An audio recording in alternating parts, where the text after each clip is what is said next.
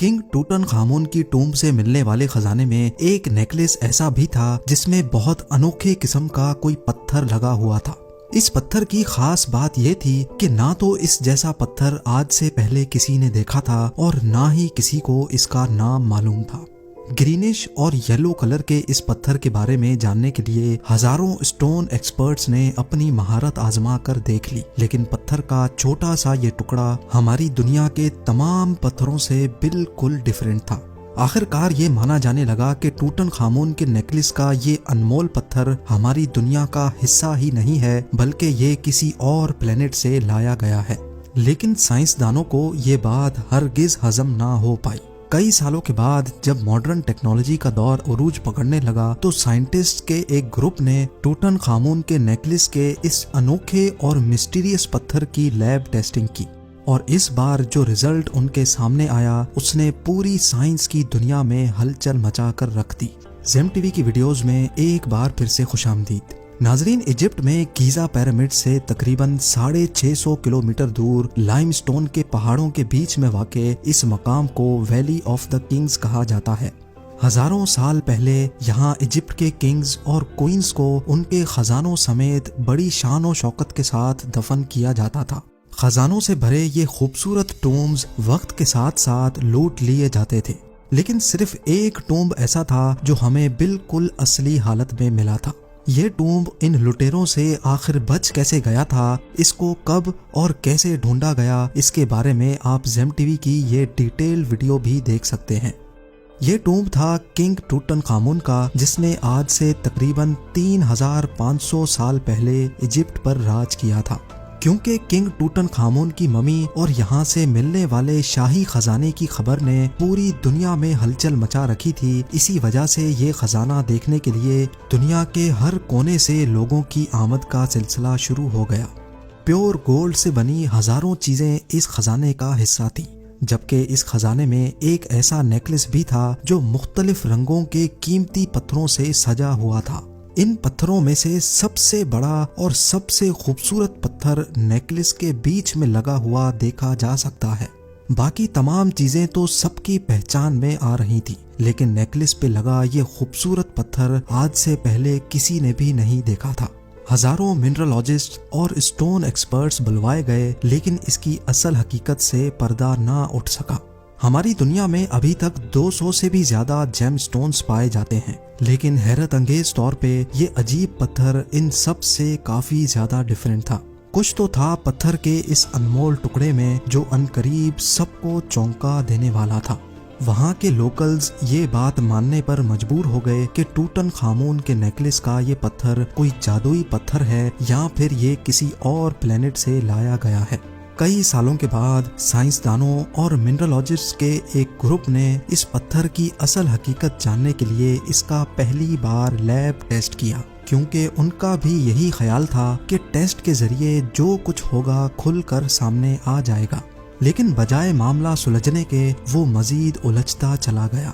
Laboratory test से एक बात तो क्लियर हो गई कि जिसको इतने सालों से पत्थर माना जा रहा था वो असल में पत्थर नहीं बल्कि कांच का एक टुकड़ा है। लेकिन जो चीज एक्सपर्ट्स को डिस्टर्ब कर रही थी वो ये थी कि गिलास के इस टुकड़े की प्रॉपर्टीज नॉर्मली पाए जाने वाले गिलास से काफी ज्यादा मुख्तलिफ थी। नॉर्मली कांच वॉल्केनिक होता है, यानी उबलता हुआ गर्म लावा जब किसी वजह से फौरन ठंडा होता है तो वो कांच बन जाता है। ज्यादातर लावा जब पानी से टकराता है तो वो काले रंग के क्रिस्टल गिलास में तब्दील हो जाता है। लेकिन कांच का ये टुकड़ा ना ही दिखने में वॉल्केनिक लग रहा था और ना ही लैब टेस्ट में ऐसा कुछ साबित हो सका।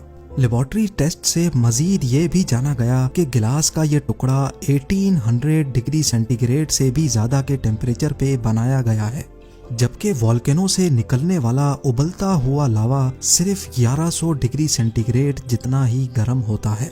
गिलास का ये टुकड़ा 3500 साल पहले एंशिएंट इजिप्शियंस के पास आखिर आया कहाँ से था, और यही वो सवाल था जो रिसर्चर्स की टीम को लगातार परेशान कर रहा था। दुनिया भर के इजिप्टोलॉजिस्ट, साइंटिस्ट और मिनरलॉजिस्ट सर जोड़कर बैठ गए, क्योंकि टूटनखामुन के नेकलेस पर लगा कांच का ये टुकड़ा अब एक मिस्ट्री बन चुका था। कई साल गुजर गए, लेकिन बदकिस्मती से कोई भी ये मालूम ना कर सका कि आखिर ये अनमोल कांच आया तो आया कहाँ से। लेकिन फिर आखिर वो दिन आ ही गया जिसका सबको इंतजार था। अफ्रीकन सहारा, जो कि इतना बड़ा है कि उसने कई मुल्कों को अपनी लपेट में लिया हुआ है। 92 लाख स्क्वायर किलोमीटर पर फैला हुआ ये डेजर्ट अल्जीरिया, मॉरिटानिया, माली, नाइजर, लीबिया और सूडान के साथ साथ इसका एक बहुत बड़ा हिस्सा इजिप्ट में भी आता है। इजिप्ट का शहर कायरो, जहाँ के म्यूजियम में टूटन खामून का खजाना मौजूद है, वहाँ से तकरीबन 1000 किलोमीटर दूर बीचों बीच डेजर्ट से एक काफिला गुजर रहा था। उन्होंने नोटिस किया कि रेगिस्तान के इस हिस्से में दूर दूर तक रेत पर कुछ चीजें पड़ी चमक रही थी। करीब जाकर देखा गया तो गर्म रेत पर हजारों नहीं बल्कि लाखों कांच के टुकड़े बिखरे पड़े थे, और ये कांच की वही किस्म थी जो टूटन खामून के नेकलेस में पाई गई थी। ये मंजर काफी अजीब महसूस होता था, क्योंकि जिस जगह से सालों में कोई नहीं गुजरता, वहाँ पे इतनी तादाद में कांच के अजीब टुकड़े मिलना काफी हैरान कुन था। ये बात पूरे इजिप्ट में आग की तरह फैल गई, और जल्द ही रिसर्चर्स की टीम तक भी, जो कि सालों से इस खास गिलास के टुकड़े पर तहकीक कर रही थी। वो सवाल जिसका कई सालों से जवाब नहीं मिल रहा था, उसका जवाब अब आखिरकार सबके सामने आ चुका था। टूटन खामून के नेकलेस का कांच 1000 किलोमीटर डीप इजिप्ट के रेगिस्तान से लाया गया था, जिसको अब डेजर्ट गिलास का नाम दे दिया गया। लेकिन हजारों मील के एरिया पर फैले कांच के ये टुकड़े आखिर आए कहां से थे? ये जानने के लिए जरूरी था कि रेगिस्तान का रुख किया जाए।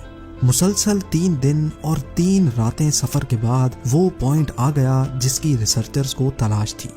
ये रेत का वो समंदर है जहां दूर दूर तक ना ही कोई इंसान नजर आता है और ना ही कोई जानवर। कांच के बेशुमार टुकड़े रेत के ऊपर, जबकि कई रेत के अंदर भी धसे हुए थे। ऐसा मालूम होता है कि यहाँ किसी दौर में कोई बहुत बड़ा वाकया हुआ था, जिसकी वजह से ये डेजर्ट गिलास बना था। पिछले कई सालों के दौरान जहाँ इस पुरअसरार कांच के टुकड़ों के बारे में कोई इन्फॉर्मेशन नहीं थी, वहीं अब रिसर्चर्स के सामने ऐसे लाखों टुकड़े बिखरे पड़े थे। अब जानना यह था कि आखिर ये यहाँ पर आए कैसे। कई सैंपल्स का मॉडर्न लैब टेस्ट किया गया तो मालूम पड़ा कि इनमें कुछ ऐसे पार्टिकल्स भी थे जिनका ताल्लुक वाकई हमारी अर्थ से नहीं था। लेकिन एक और बहुत अहम इंफॉर्मेशन भी थी जो इसी टेस्ट के जरिए मालूम पड़ी, और वो ये थी कि गिलास का ये टुकड़ा आज से तकरीबन 3 करोड़ साल पुराना है। साइंसदानों का मानना था कि इसका सिर्फ एक ही मतलब है कि इस एरिया में कोई बहुत बड़ा मीटियोराइट गिरा होगा।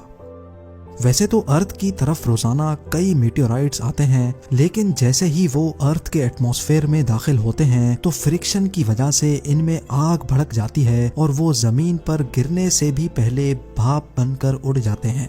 लेकिन अगर किसी मीटियोराइट का साइज काफी बड़ा हो तो वो हमारी जमीन तक पहुंचने में कामयाब हो जाता है, और जाहिर है उसके नतीजे में काफी ज्यादा नुकसान भी होता है। मीटियोराइट के जमीन पर गिरने की वजह से होने वाला धमाका न्यूक्लियर बॉम्ब के धमाके से भी 10,000 गुना ज्यादा होता है, और उसके नतीजे में निकलने वाली गर्माइश इतनी ही होती है जितना सूरज का सरफेस गर्म होता है। मीटियोराइट्स के गिरने की सबसे बड़ी निशानी ये होती है कि वो जमीन पर बहुत बड़ा क्रेटर छोड़ जाते हैं, इतना बड़ा कि ऐसा लगता है कि आप किसी खाई के किनारे पर खड़े हों। लेकिन रेगिस्तान के इस हिस्से में दूर दूर तक ऐसा कोई क्रेटर मौजूद नहीं था जिसको देखकर ये लगे कि यहाँ कोई मीटियोराइट गिरा था। डेजर्ट गिलास की मिस्ट्री एक के बाद एक नया मोड़ ले रही थी। टूटन खामून के नेकलेस से बात शुरू होकर अब मामला मीटियोराइट्स तक जा पहुंचा था। गिलास एक्सपर्ट्स से लेकर मीटियोराइट एक्सपर्ट्स तक सारे यही गुत्थी सुलझाने में लगे थे। लेकिन फिर फारूक अल्बाज, जो कि एक साइंटिस्ट और जियोलॉजिस्ट भी हैं, उन्होंने इस उलझी हुई गुत्थी को आखिरकार सुलझा ही दिया। डॉक्टर फारूक ने सैटेलाइट इमेज के जरिए रेगिस्तान के इस हिस्से से 100 किलोमीटर दूर एक ऐसे स्पॉट की निशानदेही की जहां किसी दौर में मीटियोराइट गिरा था। साथ ही साथ जियोलॉजी के एक्सपर्ट होने की हैसियत से उन्होंने ये भी बताया कि 7000 साल पहले रेत का ये समंदर असल में हरा भरा होता था, जहां नदियां भी बहती थीं और कई लेक्स भी मौजूद थी। क्योंकि ये गिलास 3 करोड़ साल पुराना है और तब यहाँ का नक्शा डिफरेंट हुआ करता था। यहाँ से 100 किलोमीटर दूर सैंडस्टोन के इन पहाड़ों पर जब आग से भरा मीटेराइट गिरा तो उसने एक ही झटके में सैंडस्टोन्स को पिघला दिया होगा। पिघलते हुए सैंडस्टोन का लावा पानी पे गिरने की वजह से फौरन ठंडा हुआ तो ये अनोखा सिलिका ग्लास बन गया, जो नदियों के प्रेशर से बहता हुआ 100 किलोमीटर दूर इस पॉइंट तक आ गया है।